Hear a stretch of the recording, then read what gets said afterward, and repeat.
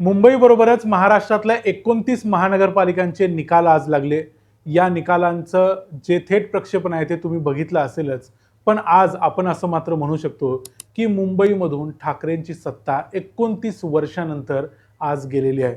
शिवसेना गेल्या 29 वर्षांपासून मुंबईवर राज्य करत होती. त्या अगोदरची फक्त 5 वर्ष वगळली तर त्या अगोदर देखील मुंबईमध्ये शिवसेनेचं राज्य होतं.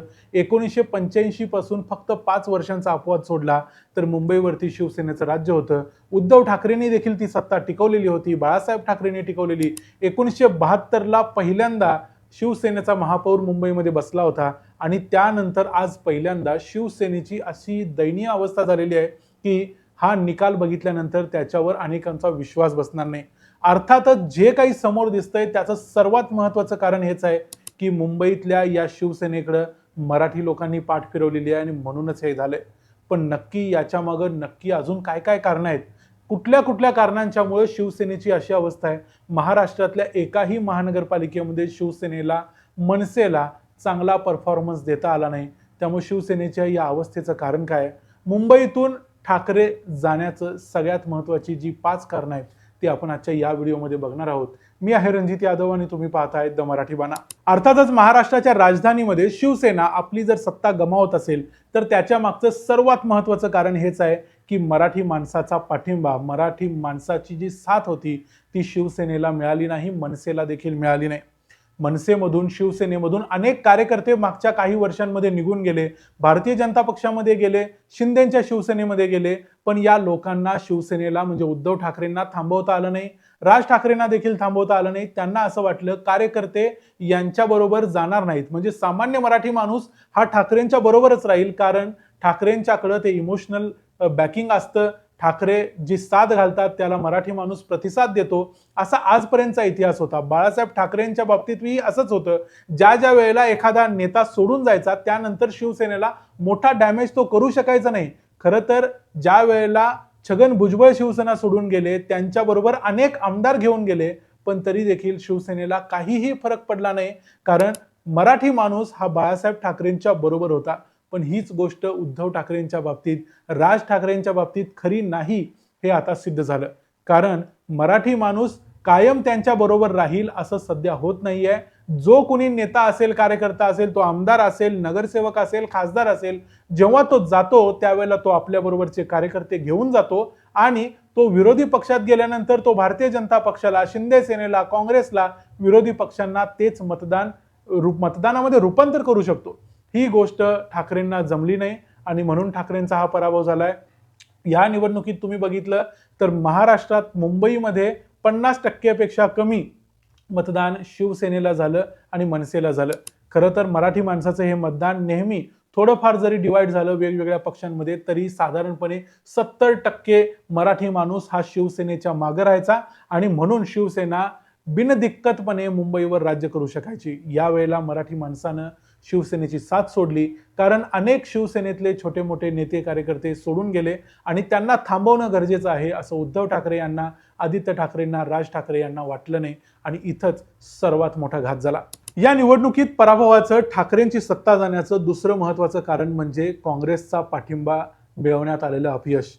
काँग्रेस खरं तर महाविकास आघाडीमध्ये सामील आहे. महाराष्ट्रात हे सर्व पक्ष एकत्र लढत असताना देखील काहीही छोट्या मोठ्या कारणास्तव काँग्रेस या आघाडीबरोबर येऊ शकले नाही. 2 ठाकरेंच्या बरोबर जर काँग्रेस असती तर प्रत्येक मतदारसंघात जे मतविभाजन झालं ते झालं नसतं. तिथली मुस्लिम मतं ही ठाकरे बंधूंना मिळाली असती आणि त्याचा फायदा या दोघांनाही झाला असता. आत्ताची जी काही टॅली आहे त्या टॅलीमध्ये आणखी काही मतांची वाढ, काही नगरसेवकांची वाढ प्रत्येक ठिकाणी झाली असती. कारण काँग्रेस काही नाही म्हटलं तरी काँग्रेस हा एक राष्ट्रीय पक्ष आहे, या देशातला सर्वात मोठा दुसरा पक्ष आहे आणि काँग्रेसला अशा पद्धतीनं, ज्या पद्धतीनं ठाकरे बंधूंनी इग्नोर केलं, त्यांना असं वाटलं की काँग्रेस काही मोठा प्रभाव दाखवू शकणार नाही, पण काँग्रेस मोठा प्रभाव दाखवते. आता सध्या तरी काँग्रेसचे जवळजवळ 20 नगरसेवक येतील अशा दृष्टीनं काँग्रेस आघाडी घेत आहे.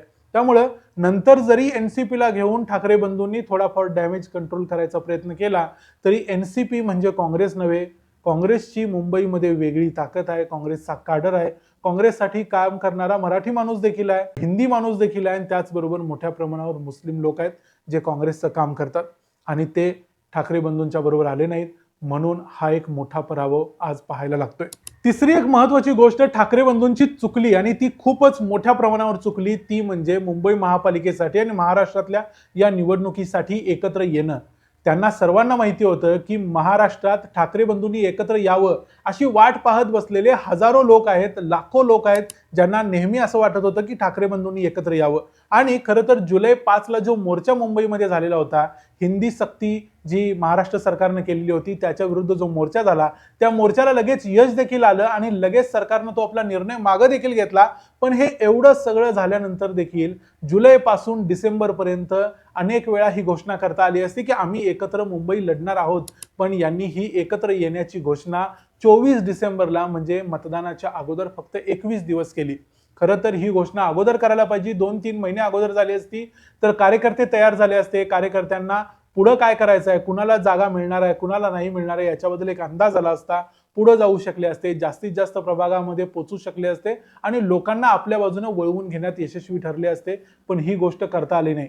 नंतर त्यांना असं वाटलं की आपण कधीही जर आपल्या युतीची घोषणा केली तर महाराष्ट्रातला माणूस आपल्यासाठी वाट बघत बसेल आणि आपण एकदा एकत्र आलो हे म्हटल्यानंतर सगळे मराठी लोक येऊन आपल्याला पाठिंबा देतील. पण ही गोष्ट करायला खूप म्हणजे खूप उशीर झाला, इतका उशीर झाला की तोपर्यंत मराठी माणसानं आपल्या कुठल्या तरी पक्षाला, नगरसेवकाला किंवा कॅन्डिडेटला कमिट करून झालेलं होतं आणि त्यामुळे ही मतं मिळाली नाहीत. या निवडणुकीत ठाकरेंच्या अपयशाचं आणखी एक महत्त्वाचं कारण म्हणजे ऑर्गनायझेशनल फेल्युअर.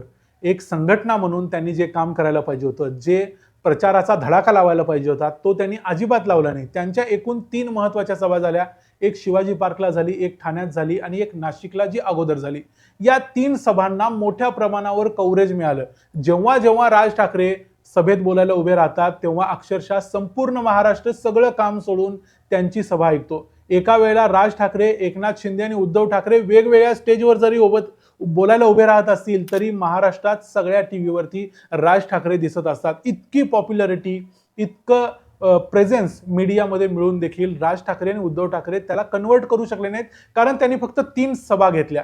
या 3 सभांच्या शिवाय त्यांना आणखी जास्त सभा घेता आल्या असत्या. महाराष्ट्रातल्या 29 महानगरपालिकांच्या मध्ये एक सभा जरी घेतली असती तरी त्याचं कव्हरेज संपूर्ण महाराष्ट्रानं बघितलं असतं, मुंबई नाही बघितलं असतं, ठाण्यानेही बघितलं असतं. पण हे त्यांना लक्षात आलं नाही.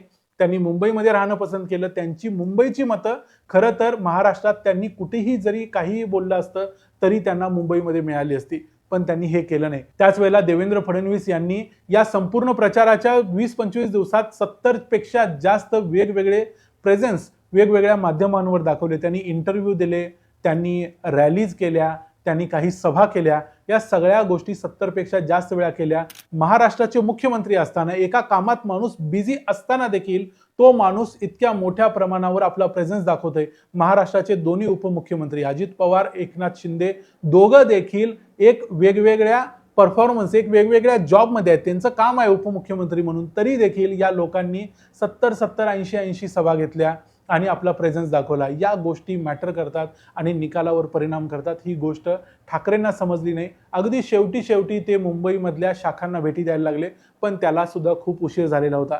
आदित्य ठाकरे या निवडणुकीत अतिशय कॉन्फिडेंटली पुढे आले. त्यांनी भरपूर प्रचार केला, अनेक सभा घेतल्या, अनेक कॉर्नर सभा घेतल्या, भरपूर ठिकाणी पोहोचले. पण अमित ठाकरे हे सगळं करू शकले नाहीत.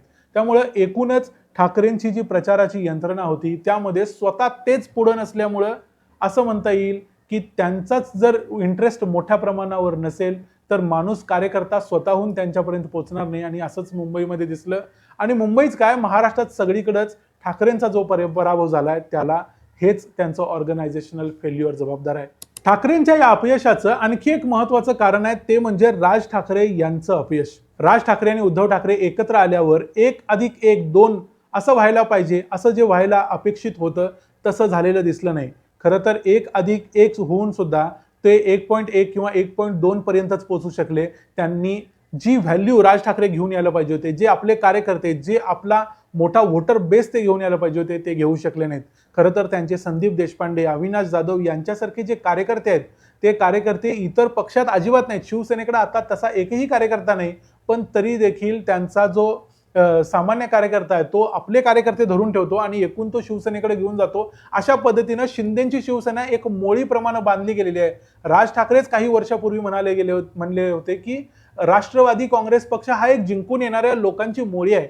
तशीच जिंकून येणाऱ्या लोकांची मोळी आता शिंदेची शिवसेना आहे. पण अशा प्रकारची मोळी राज ठाकरेंना बांधता आली नाही. त्यांच्याकडे चांगले कार्यकर्ते असताना देखील आणि ते या युतीमध्ये सामील झाले, ठाकरेंच्या बरोबर गेले, उद्धव ठाकरेंच्या बरोबर, तरी देखील ते आपला परफॉर्मन्स त्यामध्ये ऍड करू शकले नाहीत. त्यामुळे एकूण जरी आकडेवारी बघितली तरी राज ठाकरेंचे नगरसेवक हे 10 किंवा 10च्या प्लस मायनस थोडे येऊ शकतात. त्यापेक्षा जास्त त्यांचा आकडा आत्ता सध्या तरी दिसत नाही.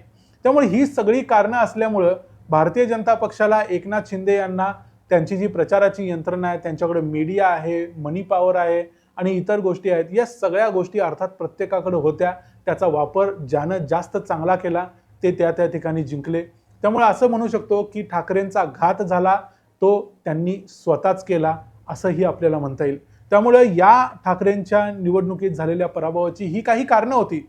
यापेक्षा जास्त काही कारणं तुमच्या नजरेत आली असतील, तुम्हाला लक्षात आली असतील तर तुम्ही आम्हाला ती कमेंट्समध्ये जरूर सांगा. ठाकरेंचा हा पराभव ईव्हीएम मशीनवरती किंवा त्या मार्करच्या शाईवरती किंवा आणखी कुठल्या कारणावरती इलेक्शन कमिशनवरती फोडू शकतो का आपण, तेही आम्हाला कमेंट्समध्ये सांगा.